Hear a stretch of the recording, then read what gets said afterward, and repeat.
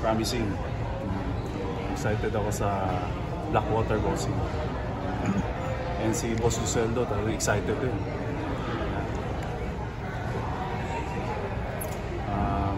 Ano ba? James, yung ano bang status mo sa Blackwater?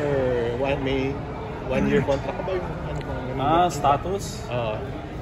One conference. One conference. Or one season. Well, tingnan natin. Kasi as long as ang mindset ko ngayon, stay healthy lang talaga. Dahil yun ang pinaka-importante. Dahil mahirap kasi kondisyon ka na, tapos may biglang sasakit ng konti, matitigil ka, so parang back to zero ka naman. So, yun ang iniingatan ko ngayon, para lang kumbaga, ano ba tawag dyan? Survive? Hindi naman. Hindi, para steady lang ng kondisyon. So, yun ang iniingatan ko. So far, okay naman. Medyo healthy naman. Minor lang, so kaya naman ilaro. James, ano sa inyo, balik na rin si Alex? Buti nga bumalik kasi parang nadagdagan kami ng bata. Ha? Yeah. Hindi, kita mo si Alex kanina, sobrang kondisyon pa. Nakikita ko yung Instagram niya, talagang hindi rin tumigil. Naglalaro, hindi nagpapakondisyon pa. Mas kondisyon pa yata sa akin. Diba? So, si Alex naman talaga, as I know him, talagang kumbaga, very disciplined sa sarili. Saka masipag. Excited and happy na nakabalik. Konsi may konting motivation nga na, yun nga, kung si Alex nga nakabalik, kondisyon, ikaw kondisyon ko pa rin naman. Kondisyon ko? May konti bang motivation nga na gano'n? Yes, syempre. Yun nga, sabi ko kanina, yung mindset mo kailangan napakondisyon, ingatan mo katawan mo, di ba? Kung kailangan, kahit busy ka, kung merong time na pwede mo isingit yung workout, kailangan mo talaga yung workout. Kasi nasa stage tayo na hindi na tayo tumatanda, mga bata tayo. Baliktad. Diba? So, yun. Alam mo yun, mga bata tayo. So, kailangan ingatan tayo. Saka, tingnan natin yung mga kinakain ngayon. Before, hindi naman kain na kain. So, ngayon, ingat lang kasi mahirap magpakondisyon tapos sabay, alam mo yun, may konting pipitik lang. Pero so far, okay. Thank God. Medyo healthy. Namiss ko kayo. Siguro masyadong mga players yung advanced players na going strong on performing well para sa atin. Sorry, ano yun? Kahit marami ng players yung nasa later sa career is going strong sa kanilang performance. Ay, siyempre, di ba? Hindi yung competitiveness mo, kailangan nandun. And siyempre, yun nga, daming very talented players, rookies na malalaki. So, kailangan, ang importante doon is kailangan kondisyon ka. Diba? Against sa mga young guns. Diba? So,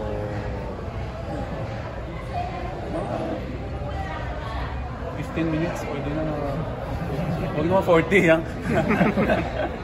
Pwede na yun. Yeah. Pero okay, excited ako na maraming talented players na mga bata, naaabutan ko sila. Diba? Nakikita ko, ang daming magagaling. So, at least kahit paano, bago tayo, alam mo, matapos, maramdaman din naman natin yung galing nila. Diba? So, excited. Very excited. Magpo 4-point shot ka ba? Subukan natin, bago Excited, I'm sure marami ring excited na players. Marami ring side comments, diba? Hindi ganun talaga. Diba? At least may aabangan yung mga fans. Siyempre, ibang fans against, diba? Merong fans na na-excite. Ganun talaga. Siyempre, at least kung mag-work man, nauna tayo, di ba? Kasi ginagawa naman natin sa ano na to sa All-Star. So nakikita ko naman, every time na tumira ka lang 4 points, pag na-shoot, iyawan yung mga fans. So for me, may mga karamihan ng fans na-excite sa 3 points. Ako excited din. Sana ako mauna makashoot. Pero advantage dito yung yung mga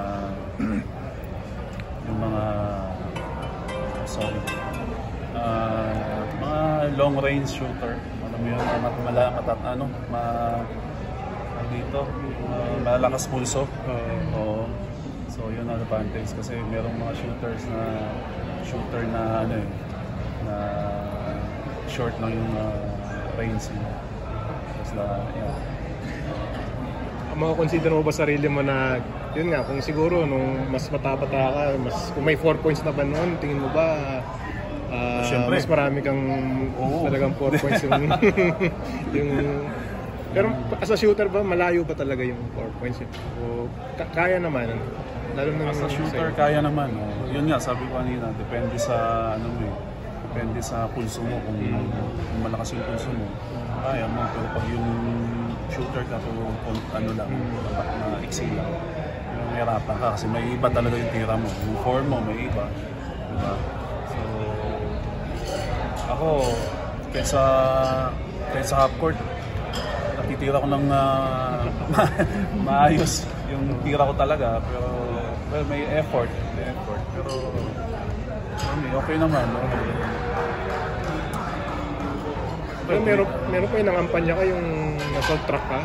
Ano ba, 4 points ba yun? Yun, di ba? Yung pisa na natin nun. Kaya tuloy, nagaya ng PBA. Doon yun. Trending yun eh. Nag-campaign kami, nag-motorcade. So, may basketball court, half court. Sa kanto lang. Pinasala ko ng bola. Sinalo ko. Medyo malayo din. Buti pumasok. Kung hindi pumasok, baka natalo ako kasi sihan. Hindi na. Yun ang panalo sa akin. Ayun. So, excited na. 18, di ba? Alas 18.